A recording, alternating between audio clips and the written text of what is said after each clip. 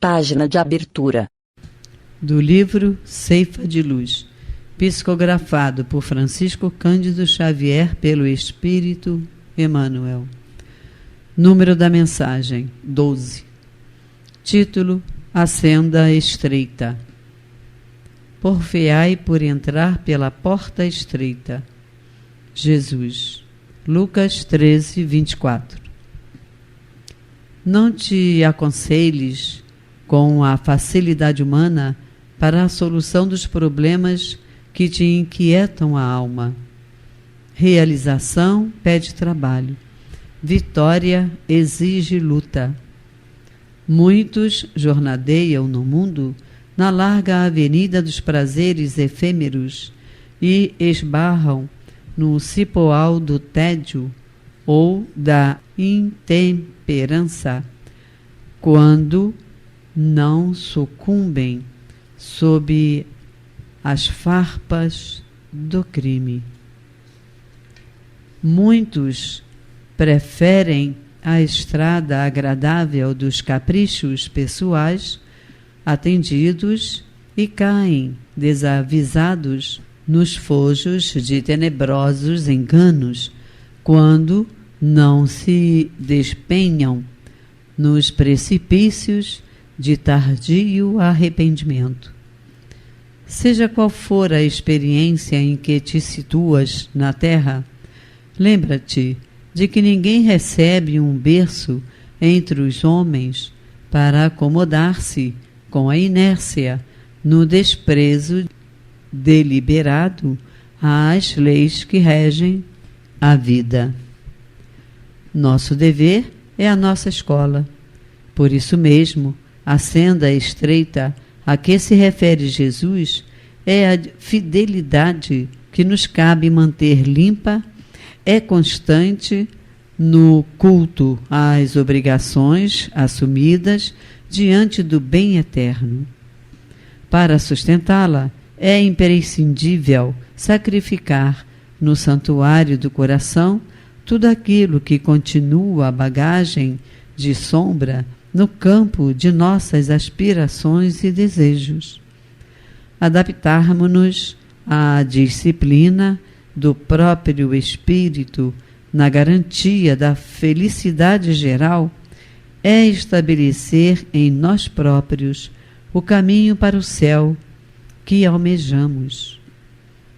Não te detenhas no círculo das vantagens que se apagam em fulguração passageira, de vez que a ociosidade compra em desfavor de si mesma as chagas da penúria e as trevas da ignorância. Porfia na renúncia que eleva e edifica, enobrece e ilumina. Não desdenhes a provação e o trabalho, a abnegação e o suor. E em todas as circunstâncias, recorda sempre que a porta larga é a paixão desregrada do eu, e a porta estreita é sempre o amor intraduzível e incomensurável de Deus. Emmanuel. E agora, a palestra. Boa noite, meus irmãos. É com grande alegria que nos reencontramos nesse início de ano para conversarmos sobre mais um ensinamento de Jesus, à luz da doutrina espírita. Hoje vamos prosseguir no capítulo 24 do Evangelho segundo o Espiritismo. Não coloqueis a candeia debaixo do alqueire. E veremos os itens de 8 a 10. Não procureis os gentios. Primeiramente, vamos entender o que é candeia. Eram lâmpadas que iluminavam as casas no tempo de Jesus, como se fossem lamparinas. As casas mais ricas tinham várias lamparinas, várias candeias. As casas mais pobres, somente uma candeia. E alqueire? Alqueire, essa palavra citada na parábola, Era um tipo de cesto muito comum para guardar cereais. E os gentios? Designa um não hebreu. Os hebreus, judeus, se consideravam eleitos de Deus. E os gentios, denominados pagãos, isto é, outros povos, estrangeiros. E Jesus disse assim: não procureis os gentios. Interessante, meus irmãos. Logo ele que pregava o não preconceito, a harmonia entre todos, por que será, hein?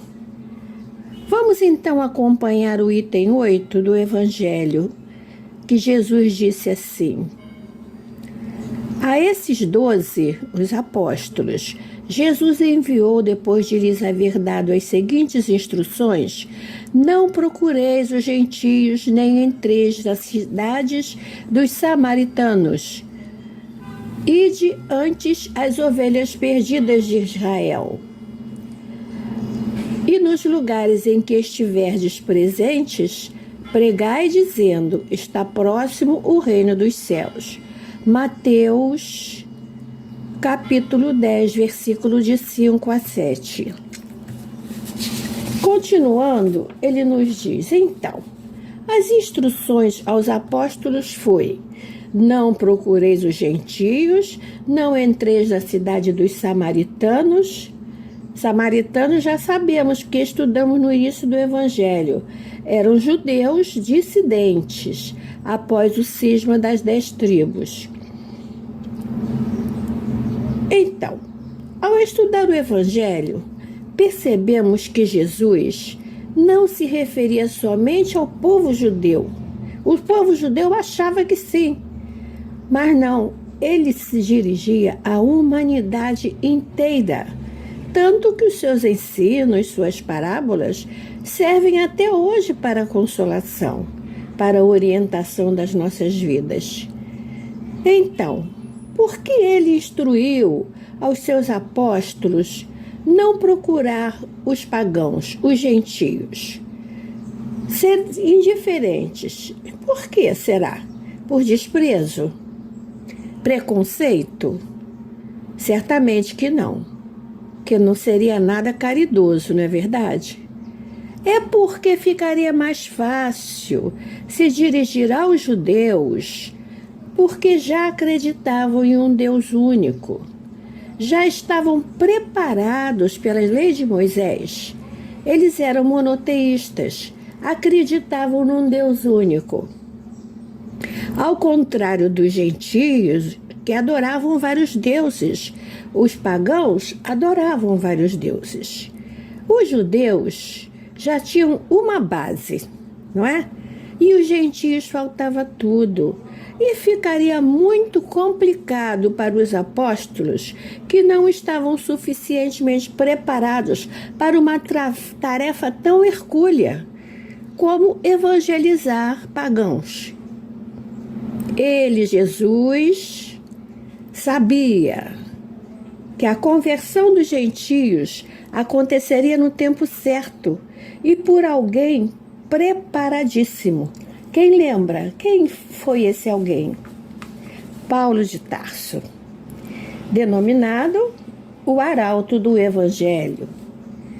Paulo de Tarso não conheceu, ele não era seguidor de Jesus e passou a conhecer Jesus na estrada de Damasco, naquele encontro belíssimo que todos nós já sabemos. Dali em diante ele foi designado para a evangelização dos pagãos. É só ler, sugerimos, o livro Paulo e Estevão. Continuando, essas mesmas palavras, no item 10, também podem se aplicar aos adeptos e aos propagadores do espiritismo. Por que será, hein? Nesse item, Kardec orienta que nós, os aprendizes do espiritismo, devemos procurar pessoas de boa vontade para divulgar as mensagens espíritas.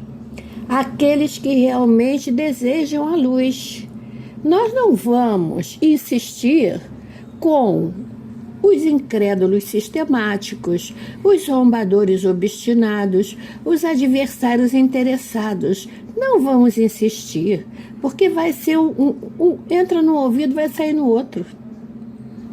Não é? Então, não devemos tocar na palavra espíritos. É exagero? Não é exagero. Porque aquele incrédulo vai debochar, vai chegar ao deboche. Então é preferível não tocar no assunto, para não entrar em casa de marimbondo. Continuando, ele diz aqui: é preferível abrir os olhos a 6 cegos que desejam ver claramente que é um único que se satisfaz na obscuridade, porquanto assim se aumentará em grande proporção o número daqueles que sustentam a causa.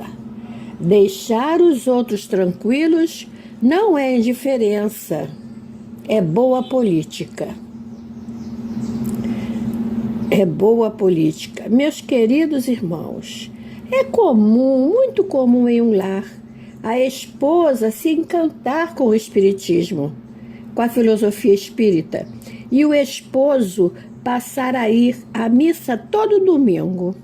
De repente, acontece o marido frequentar a casa espírita, trabalhar na casa espírita, e a mulher ir aos cultos evangélicos. É muito comum. E quase sempre acontecem os dramas conjugais, envolvendo filhos, por conta das ideias religiosas, não é? Continuando, ele diz: também devemos observar que as ideias são como as sementes, não podem germinar antes da estação, e somente em terreno preparado. Eis porque deve-se aguardar a época propícia e cultivar inicialmente as que forem germinando, sob pena de se destruírem as outras ao se lhes apressar o crescimento. Ele quer dizer que nós devemos ter tolerância, paciência, que nós devemos aguardar, que não devemos impor a religião a ninguém. A ninguém. Eu tenho histórias para contar sobre isso. E aprendi. E agora estou repetindo aqui. Espero que guardem, que releiam o estudo do Evangelho, esse capítulo 24, item 8, porque a gente se encanta com a filosofia espírita e sente bem. E deseja que o outro também se sinta bem. Mas o outro não quer. Não está na hora, não está no tempo certo, como está aqui dizendo Kardec. Não é? Então, Emmanuel, no livro Esperança, o livro da Esperança, ele diz assim: todavia perguntarás, e se recusam, obstinados e irônicos, os bens que lhes ofertamos? É uma pergunta. E se nos apagam os golpes de violência, as lanternas de amor que lhes acendemos na estrada? Se indagações assim podem ser formuladas por nossa consciência tranquila, após o desempenho do nosso dever de fraternidade, será preciso consultar a lógica, e a lógica nos dirá que eles são cegos de espírito e que nos cabe amparar em silêncio na clínica do coração. É a orientação que recebemos dos espíritos superiores, a aguardar em silêncio na clínica do coração. Que Jesus nos abençoe agora e sempre.